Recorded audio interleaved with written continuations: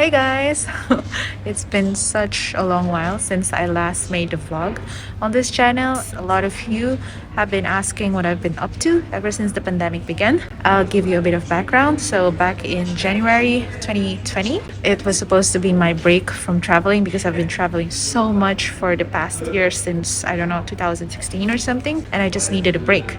And by some twist of fate, or ironically, that break turned into a really long one just because of the pandemic and COVID happening. Add the fact that the Philippines was super strict, so I never really got the chance to go out of the country until last year in 2021, wherein our borders opened. But of course, in order for me to travel around, I needed to have a vaccine. And unfortunately, back then, I wanted to get the vaccine of either Pfizer or Moderna, but it was really difficult to choose those unless I have comorbidities or unless I'm a senior citizen, which is, of course, I'm not. So my only option back then was to fly to the States to get a vaccine, because thankfully the USA was really lenient in giving vaccines even to foreigners or tourists who are visiting the country. And so I traveled there and I managed to stay at my cousin's place. So I got my 2 doses of Pfizer vaccine, and after that I went back home to the Philippines. I spent some time in quarantine, which was about 10 days, and it was crazy. I was bored out of my mind in my hotel room, and of course it was expensive because I have to pay for that by myself,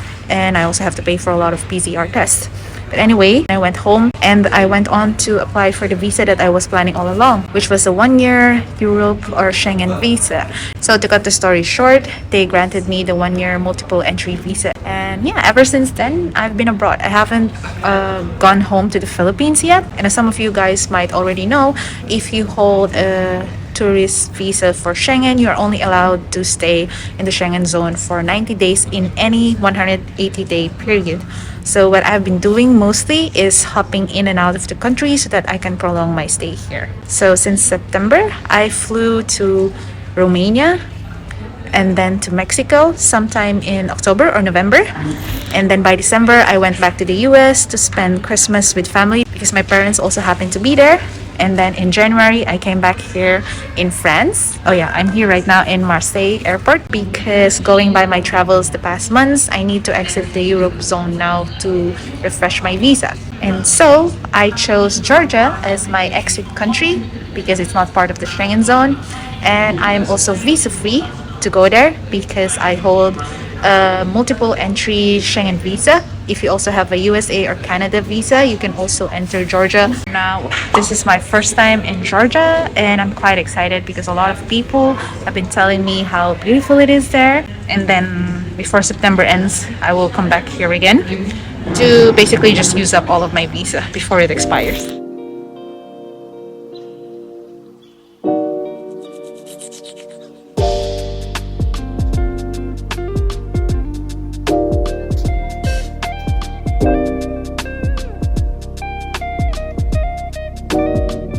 Welcome to Tbilisi.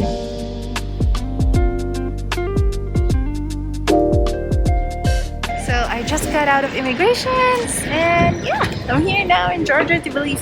So just a note, once you get out of immigration, there will be like a long line of people who will try to sell you their taxi service. And I think it ranges along the price of 40 Georgian lari, which is double the amount of what you should pay. Because if you guys rather download the app called as Bolt or Yandex Go, which is like the equivalent for Uber here in Georgia, you will only have to pay around 20 Georgian lari to get to the center, which is what I'm going to do right now.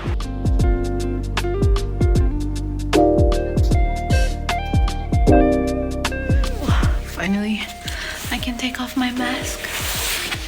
I've been wearing it for like almost, I don't know, 10 hours now. But yeah, I'm super tired. For now, I'm going to take a quick shower. I'll just do another video tomorrow and maybe do a more proper room tour.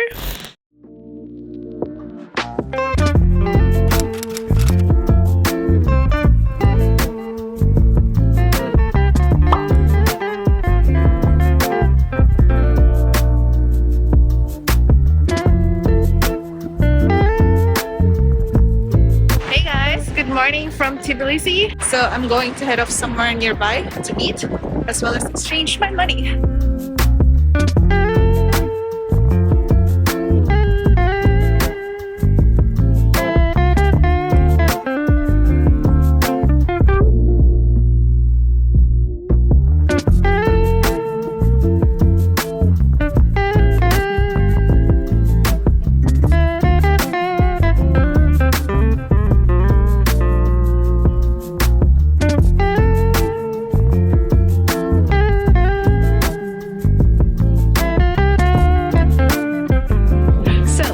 this restaurant. I expected it to be quite expensive because it's in a place which is like a tourist hotspot. I mean, look at this. Looking at it though, their selections are so many, but they are all at such an affordable price. For example, this one here, khinkali, this is like a typical Georgian food, which is basically a Georgian dumpling. It comes in different kinds or ingredients, and it's so cheap. You only need to order a minimum of 5. But I mean, look at that, 1.25 Georgian lei. So cheap. And if you look at the other selections they also have a lot of meat. Barbecue, 15 lei. Oh, and this one is also a typical Georgian food as well. And I think it's called, they call it the acharuli cheese boat. And though it's quite huge, they say that it's a must try. But right now, I feel like I want to eat the khinkali more. Just a note though, they have an 18% service charge. I'm still wearing my jacket because it's freezing outside. Okay, so they say that the best way to eat this is to bite on a small portion and then suck on the juice or the soup inside. Basically, it's kind of like the xiaolongbao dumpling in China. Oh, it's hot. That's good. I like it. So of course I'm Filipino, so I ordered rice together with my barbecue, which are this pork ribs barbecue.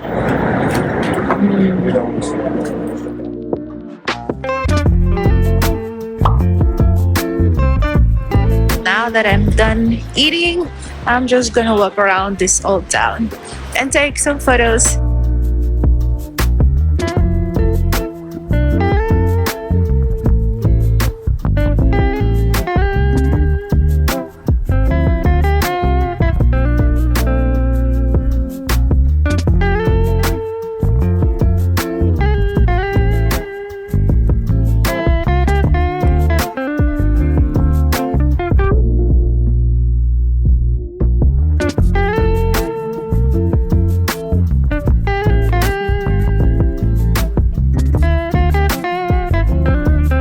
Walking around here somewhere near Maidan Bazaar, and it looks really nice, but I'm a bit overwhelmed because a lot of the tour people are approaching me to sell their tours, but either way they're still super nice.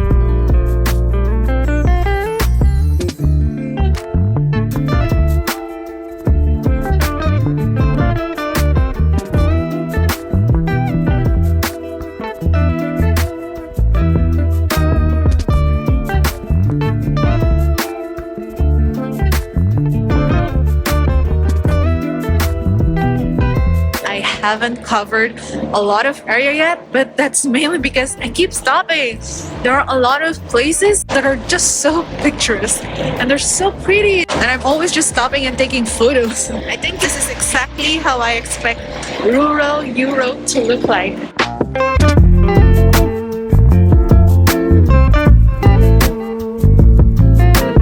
Meanwhile, somewhere along Sioni Street, you will find this quaint store called this Origin Carpets. While inquiring about their products, it was interesting to know that a lot of these handmade rugs and carpets are previous family heirlooms that were often used as dowry. Hence the reason why most of these were pricey. Either way, I love the geometric designs and bold colors of these Georgian carpets. Later on, I stumbled upon Abanotubani, which is the ancient district of Tbilisi that is known for its sulfuric baths. There are a lot of bathhouses here in this area which you can enjoy, and I will share with you my experience in part 2 of this Georgia vlog series.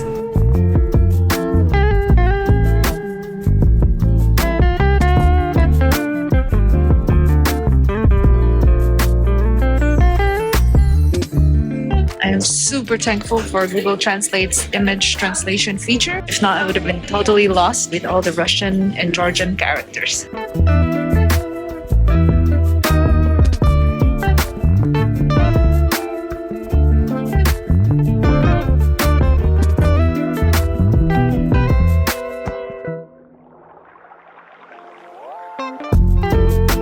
I'm now back home. So yeah, even though I only managed to explore the town for half a day, I'm already quite impressed, like really impressed with everything. And I'm super excited for what lies ahead for me the next days. And looking at it, I will definitely be doing day trips outside of the city. For now, I'm going to sign off and say goodnight.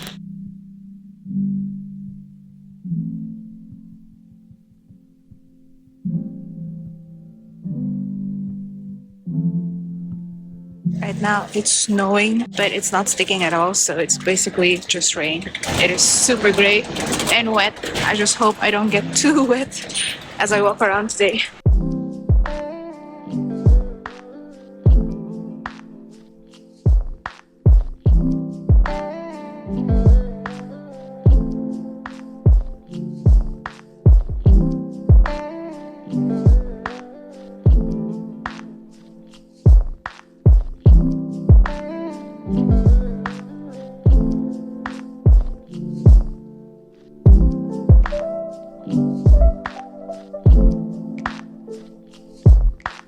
Salobi Bia is a highly rated restaurant in Tbilisi that is designed like a gallery. In fact, even their toilets were quite artsy.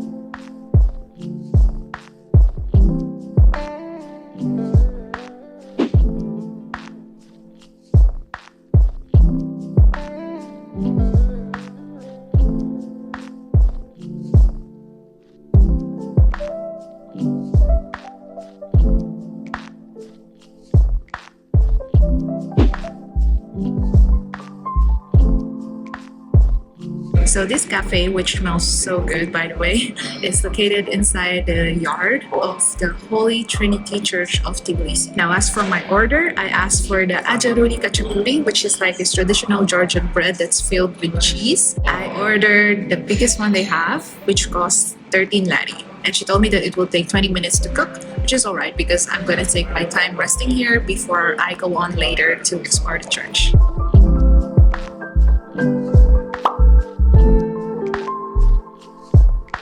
It is really huge.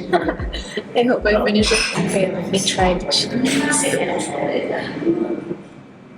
So cheesy. It's really good. I don't know what to do with the egg, but I guess I'll try to break it. I'm going to touch the bread because I think it would be nice if I take out the piece and dip it in the cheese and eat it. Time to dig in. So cheese.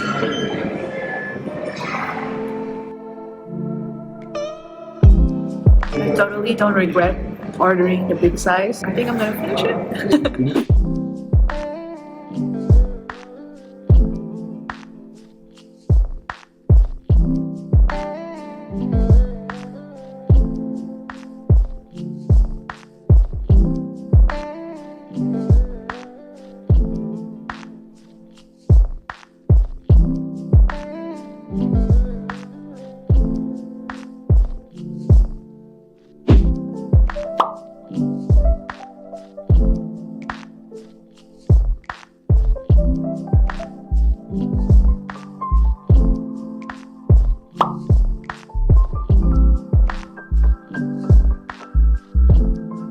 So I don't know if I should get a knife in order to cut this into pieces, but for now I'm gonna try and bite on it. Yeah, you can bite on it, no need to get a knife. It's quite an interesting combination, but it tastes good. It kind of has like a jelly, chewy kind of texture, but overall, I kind of like it.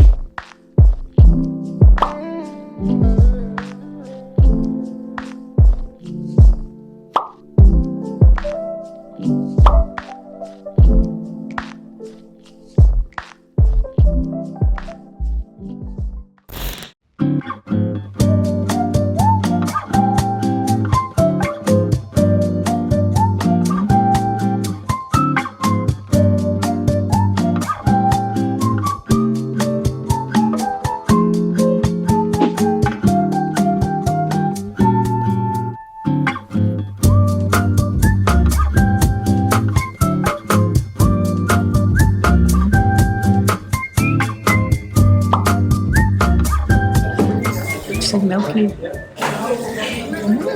Oh my god. It's good.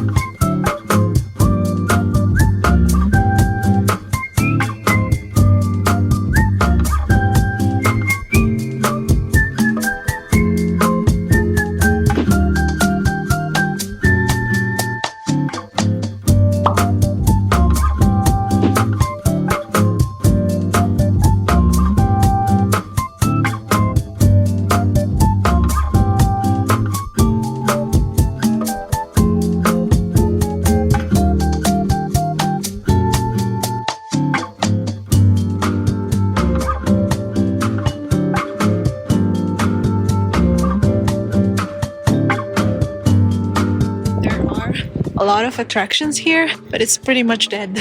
Not a lot of people around, and not a lot of people riding or trying the rides either. So yeah, it's kind of surreal. But it's pretty nice, especially the funicular that goes up here. I really like the view.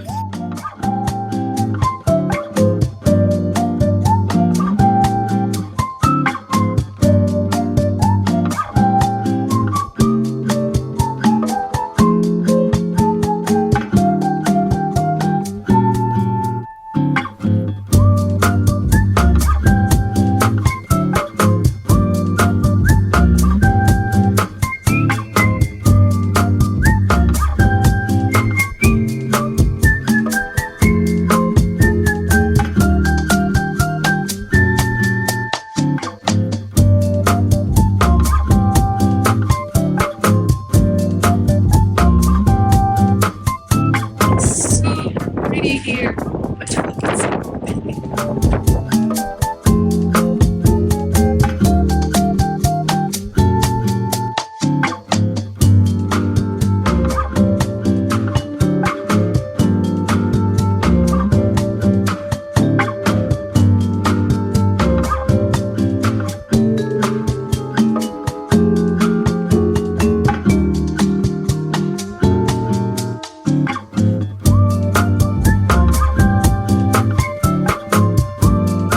Tbilisi was definitely a lot of fun to explore, and I also can't get enough of the local food.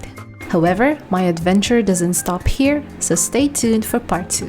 Thanks for watching, I'll see you next time.